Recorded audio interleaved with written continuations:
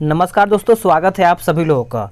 दोस्तों आज से हम स्टार्ट करेंगे बिहार दरोगा, जो आपका नया भर्ती आने वाला है उसी का हम प्रैक्टिस सेट स्टार्ट करने वाले हैं। और ये आपका मार्क्समैन का प्रैक्टिस सेट होने वाला है, जिसमें आपका टॉपिक बाय टॉपिक, मैंने आपसे बोला था कि अब से आपका जो सेट स्टार्ट होगा वो आपका टॉपिक से स्टार्ट होगा। और आज हम हिस्ट्री का टॉपिक स्टार्ट करने वाले हैं और ये आपका है बिहार दरोगा का, ठीक है।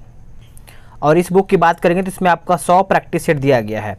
तो ये पूरा आपका बीपीएसएससी सिलेबस पे आपको यहाँ पे आधारित देखने को मिलेगा। तो आपको बस वीडियो को शुरू से अंत तक देखना है, सभी क्वेश्चन आपके लिए इंपॉर्टेंट है। अगर आप इसको डेली बेस पे लगाते हैं तो आपका बिहार दरोगा नहीं, कोई भी आपका आगे जो एग्जाम आने वाला है सभी के लिए आपका इंपॉर्टेंट होता है। अगर आपका टॉपिक क्लियर रहेगा तो आप उससे कोई भी प्रश्न आपका बनेगा जीके जीएस का, तो आप उसका बना पाएंगे।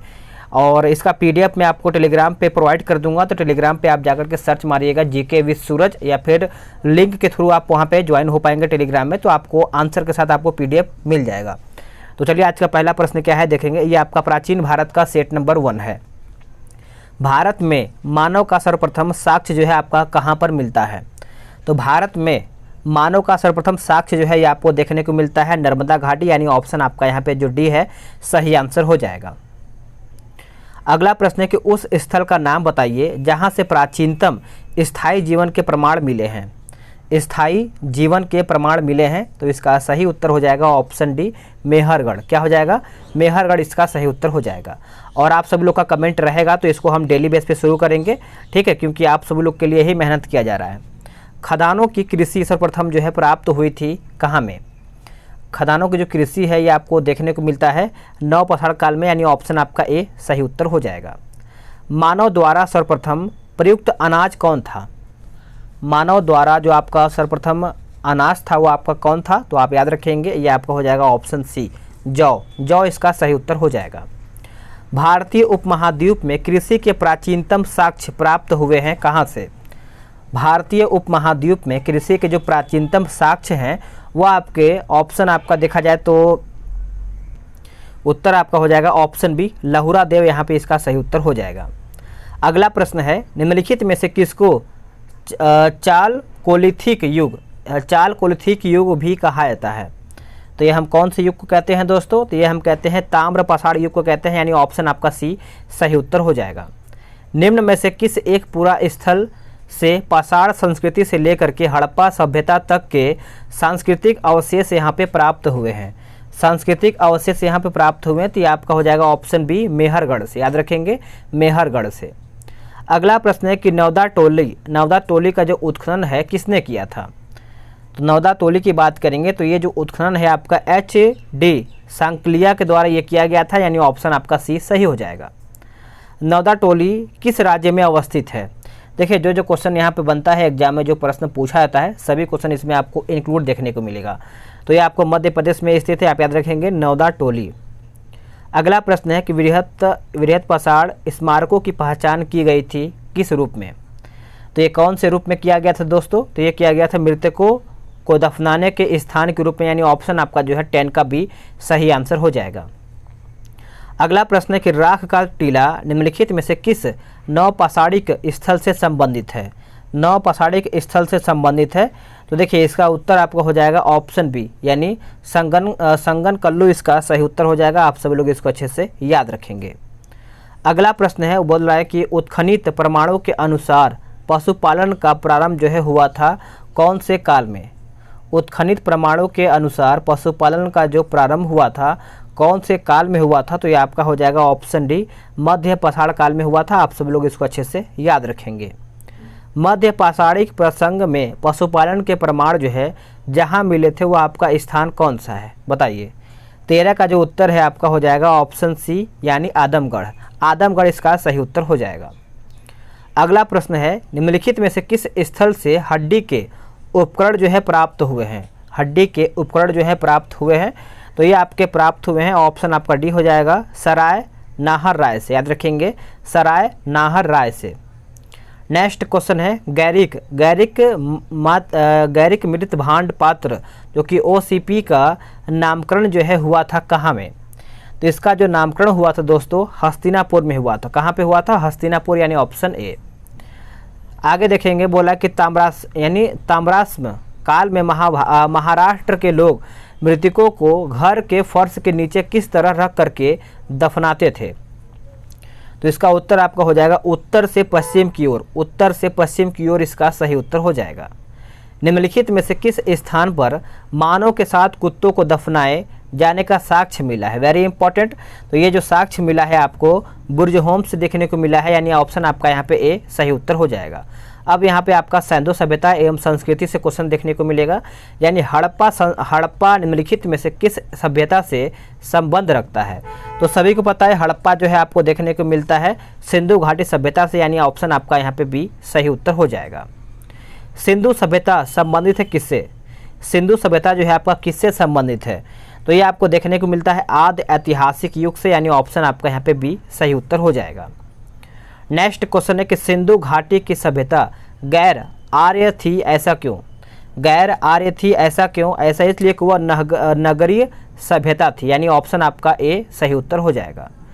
सिंधु घाटी की सभ्यता को आर्यों से पूर्व ही रखे जाने का महत्वपूर्ण कारक है, तो ये आपका हो जाएगा मृतभांड। मृतभांड इसका सही उत्तर हो जाएगा, आप सभी लोग याद रखेंगे।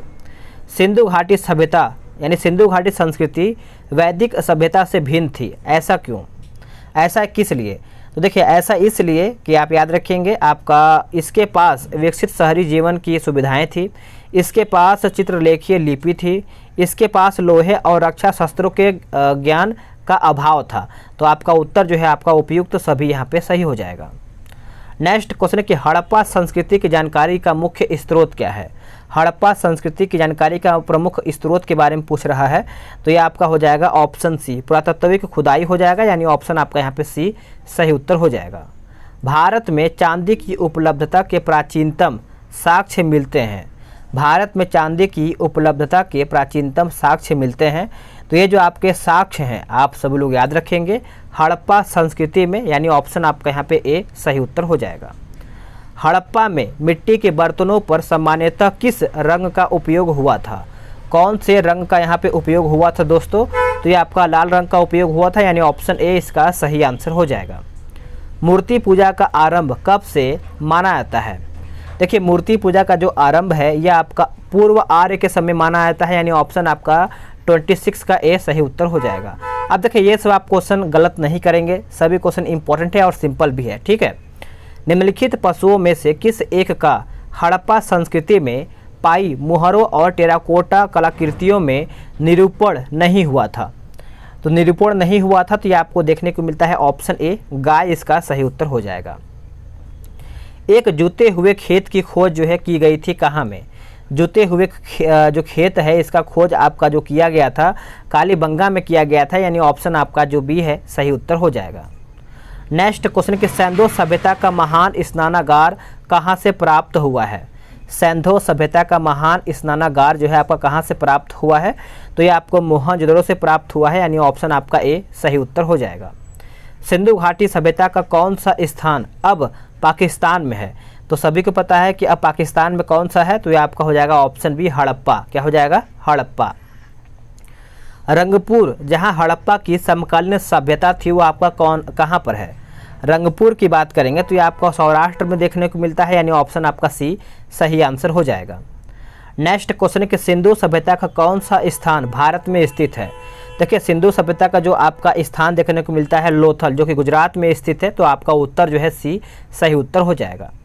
वह हड़प्पई नगर जिसका प्रतिनिधित्व लोथल का पुरातत्व स्थल करता है किस नदी पर स्थित था? तो ये कौन सी नदी पर स्थित था दोस्तों? तो ये आपका हो जाएगा ऑप्शन सी भोगवा नदी। क्या हो जाएगा? भोगवा नदी। अगला प्रश्न है कि हड़प्पा सभ्यता स्थल लोथल स्थित है। हड़प्पा सभ्यता स्थल जो है आपका लोथल कहाँ पर स्थित है? तो ये आपको गुजरात में, जो कि मैंने इसके पहले बताया था, गुजरात राज्य में। सिंधु घाटी सभ्यता का पतनगर जो आपका पतन नगर जो था ये आपका कौन सा था? तो ये आपको देखने को मिलता है लोथल, यानी ऑप्शन सी। आगे देखेंगे भारत का सबसे बड़ा हड़प्पन पुरा स्थल कौन सा है? हड़प्पन पुरा स्थल जो है आपका ये आपका हो जाता है राखीगढ़ी। क्या हो जाएगा? राखीगढ़ी, यानी ऑप्शन डी। सिंधु घाटी के लोग विश्वास करते थे किसमें? देखिए जो सिंधु घाटी के लोग थे वो विश्वास करते थे मात्र शक्ति में विश्वास करते थे, यानी ऑप्शन आपका डी सही उत्तर हो जाएगा। सिंधु घाटी के लोग पूजा करते थे किसके? देखिए जो सिंधु घाटी के लोग थे ये जो पूजा करते थे पशुपति की पूजा करते थे। किसकी? पशुपति का पूजा करते थे। तो आप इसको अच्छे से याद रखेंगे। आंसर आपका ए सही हो जाएगा। मोहनजोदड़ो एवं हड़प्पा की पुरातत्विक खुदाई के प्रभारी कौन थे? देखिए इसके प्रभारी की बात करेंगे तो ये आपके हो जाएंगे sir John Marshall. Sir John Marshall इसका सही उत्तर हो जाएगा।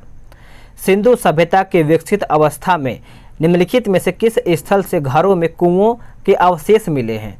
किस घरों में कुओं के अवशेष मिले हैं? तो ये आपको देखने को मिलता है मोहनजोदड़ो, यानी ऑप्शन डी सही आंसर हो जाएगा। सर्वप्रथम मानव ने निम्न धातु का उपयोग किया था, यानी मानव ने किस धातु का यहाँ पे उपयोग किया था? तो तांबा का। क्या हो जाएगा? तांबा का सबसे पहले यहाँ पे उपयोग किया था। तो आप इसको अच्छे से याद रखेंगे। हड़प्पा कालीन स्थलों में अभी तक किस धातु की प्राप्ति नहीं हुई है?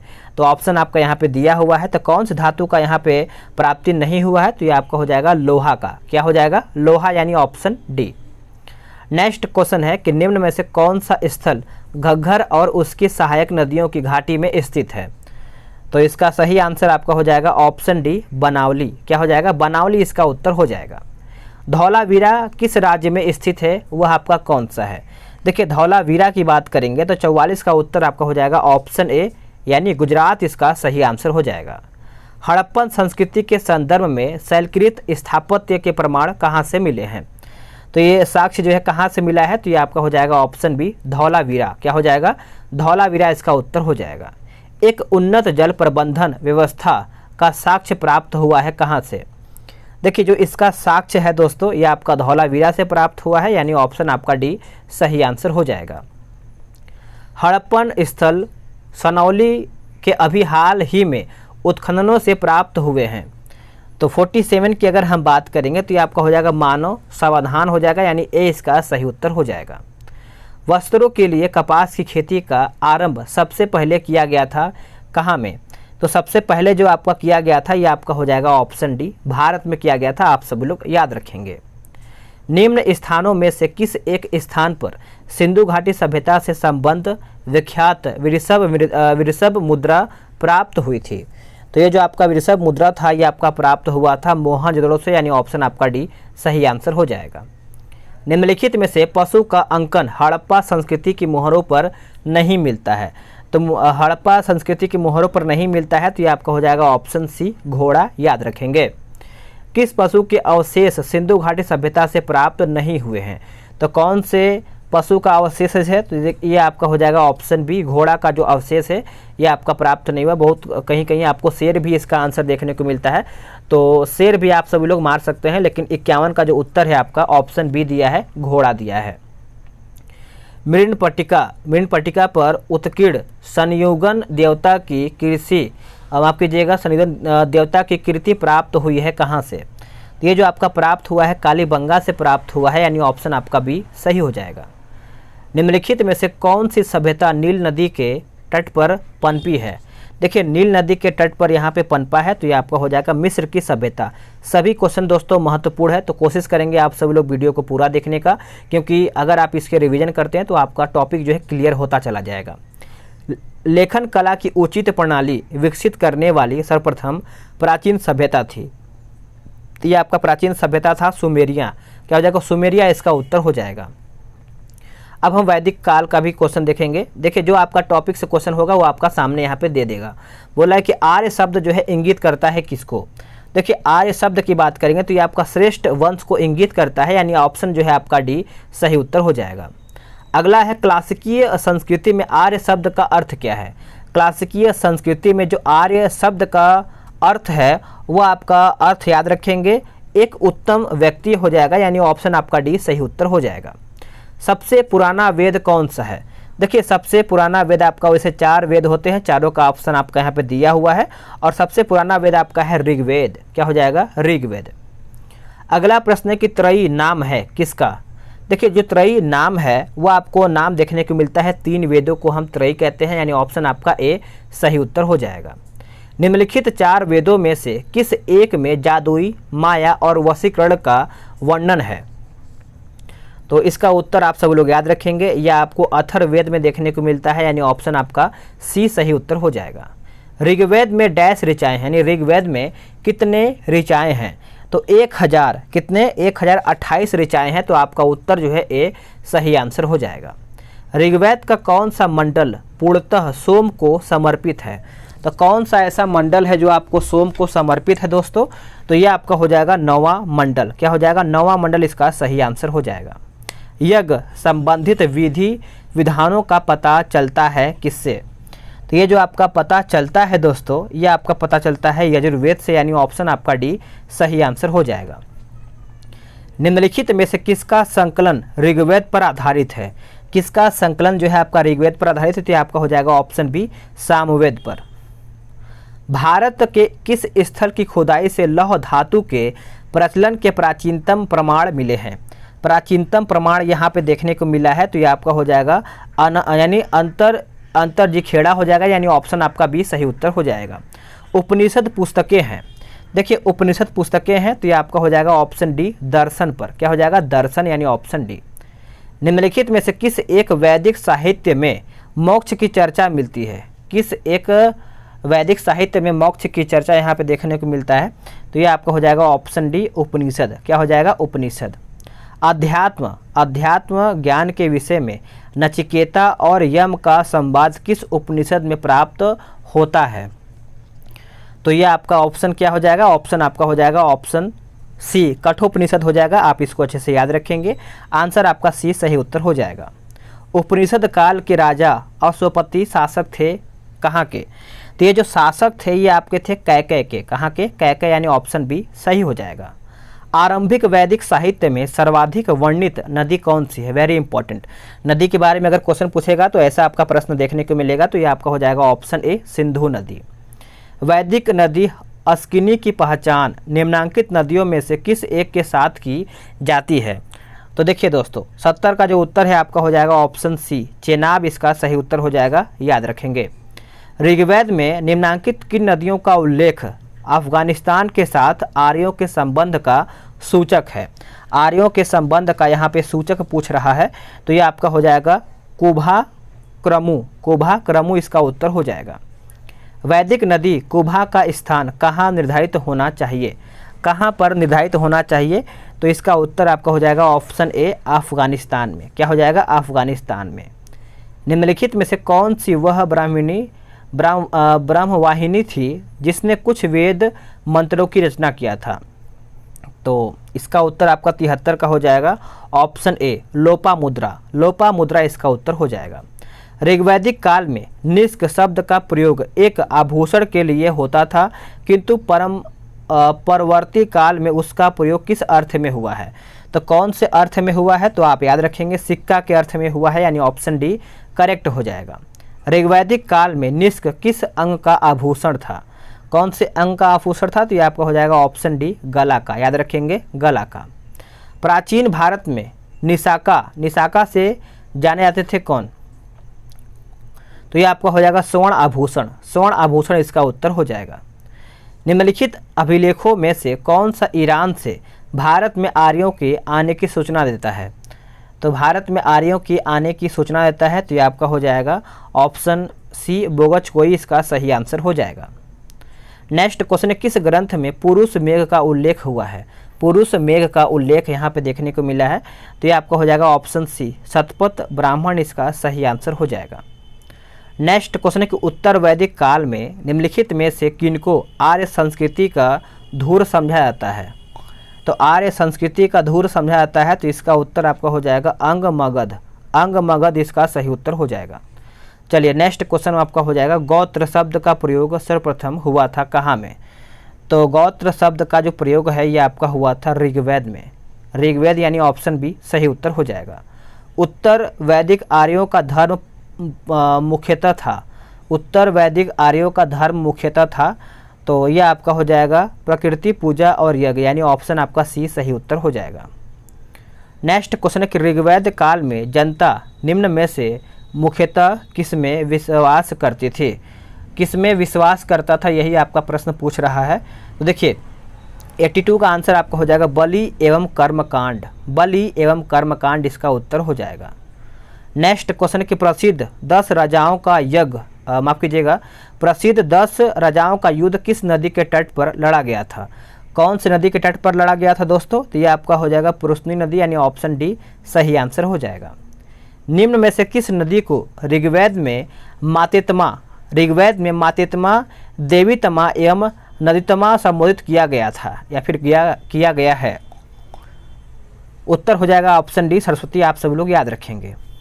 अगला है कि उस जनजाति का नाम बताइए जो ऋग्वैदिक आर्यों के पंचजन से संबंधित है। पंचजन से संबंधित नहीं है, तो नहीं है पूछ रहा है, तो ये आपका हो जाएगा कीकट। क्या हो जाएगा? कीकट जो है इसमें आपका संबंधित नहीं है। प्राचीन काल में आर्यों के जीविकोपार्जन का मुख्य साधन क्या था? इसका देखिए जो मुख्य साधन था ये आपका था शिकार करना। क्या हो जाएगा? शिकार करना। ऋग्वेद में उल्लिखित यव शब्द किस कृषि उत्पाद हेतु प्रयुक्त किया गया है? तो इसका आंसर जो है 87 का, ये आपका हो जाएगा ऑप्शन ए जौ इसका सही उत्तर हो जाएगा, याद रखेंगे। वैदिक युग में प्रचलित लोकप्रिय शासन प्रणाली थी, तो ये आपका हो जाएगा वंश परंपरागत राजतंत्र, यानी ऑप्शन डी। वैदिक योगीन सभ्यता के बारे में अगर हम देखें तो राज्य के समस्त लोगों की एक राष्ट्रीय सभा थी, यानी ऑप्शन आपका 89 है ना, तो 89 का यहाँ पे एक माफ़ कीजिएगा, आंसर आपका सी हो जाएगा, मंत्री परिषद थी, मंत्री परिषद यानी ऑप्शन सी। नेक्स्ट क्वेश्चन है कि किस वेद में सभा और समिति को प्रजापति की 2 पुत्रियां कहा गया है? तो 2 पुत्रियां कहा गया है, तो अथर्ववेद यानी ऑप्शन डी।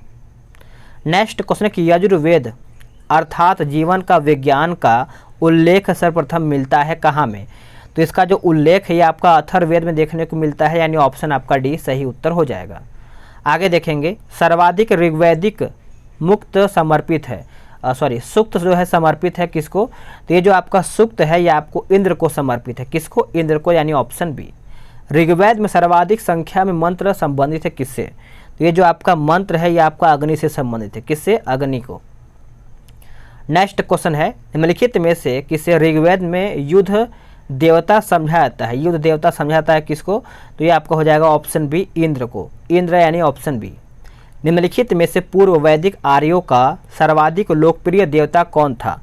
तो सर्वाधिक लोकप्रिय देवता की बात करेंगे तो ये आपका हो जाएगा ऑप्शन डी इंद्र। क्या हो जाएगा? इंद्र इसका उत्तर हो जाएगा। गायत्री मंत्र किस पुस्तक में मिलता है? गायत्री मंत्र जो है ये आपको देखने को मिलता है ऋग्वेद में। क्या हो जाएगा? ऋग्वेद यानी ऑप्शन सी। गायत्री मंत्र की रचना किसने किया था? सभी को पता है गायत्री मंत्र की जो रचना है विश्वामित्र के द्वारा किया गया था, यानी ऑप्शन आपका बी सही उत्तर हो जाएगा। पुराणों की संख्या कितना है? देखिए पुराणों की संख्या याद रखेंगे 18 है पुराणों की संख्या। भगवत गीता मौलिक रूप में किस भाषा में लिखा गया है? देखिए मौलिक रूप में अगर हम बात करेंगे तो ये आपका हो जाएगा संस्कृत भाषा में लिखा गया है, यानी ऑप्शन ए। किस काल में अछूत की अवधारणा स्पष्ट रूप से उद्धृत हुई थी? तो इसका उत्तर आपका हो जाएगा धर्मशास्त्र के समय, यानी ऑप्शन आपका डी सही उत्तर हो जाएगा। तो फ्रेंड्स आप सभी लोग का 100 क्वेश्चन मैंने समाप्त कर दिया है और ये आपका सेट नंबर 1 था। वीडियो कैसा लगा है आप कमेंट करके बताएंगे, और क्या आपको इसके आगे का सेट चाहिए तो अभी आप कमेंट करके बताएंगे। ये आप याद रखिए अगर आपका टॉपिक क्लियर रहेगा तो आप कोई भी क्वेश्चन बना पाएंगे, अगर आपका टॉपिक क्लियर नहीं रहेगा तो आपका क्वेश्चन जो है मिस्टेक होगा, आप गलत करके आएंगे। तो ये बहुत ही अच्छा प्रैक्टिस सेट है, 100 प्रैक्टिस सेट है, अगर आप बोलेंगे तो मैं आपको ये प्रोवाइड कराऊंगा डेली बेस पे। मिलते हैं एक नई वीडियो में, आज के लिए इतना ही। जय हिंद, वंदे मातरम।